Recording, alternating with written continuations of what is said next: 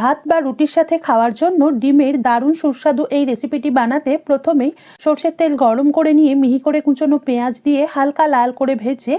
আদা ও রসুন বাটা মিশিয়ে গ্যাস কমিয়ে ভালোভাবে কষে নিয়ে নুন, লঙ্কা, হলুদ, ধনে ও জিরে গুঁড়ো দিয়ে কয়েক সেকেন্ড কষে টমেটো কুচি আর সামান্য একটু জল মিশিয়ে টমেটো নরম হয়ে আসা পর্যন্ত কষে নেব। তারপর ধনেপাতা কুচি, অল্প টমেটো কেচাপ, অল্প গরম জল আর গরম মশলা গুঁড়ো মিশিয়ে ফুটতে শুরু করলে একটা করে ফাটিয়ে রাখা ডিম এই মশলার মধ্যে দিয়ে দেব। আর একটা ডিম দেওয়ার পর মশলার মধ্যে খুন্তির সাহায্যে এইভাবে একটু গর্ত করে আরও ডিমগুলোকে দিতে হবে,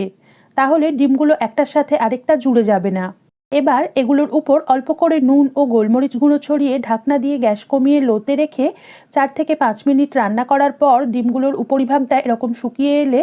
উল্টে দিয়ে অপর সাইডটাও 2 থেকে 3 মিনিট রান্না করে একটা পাত্রে নামিয়ে নিলেই আজকের রেসিপি পরিবেশনের জন্য তৈরি হয়ে যাবে।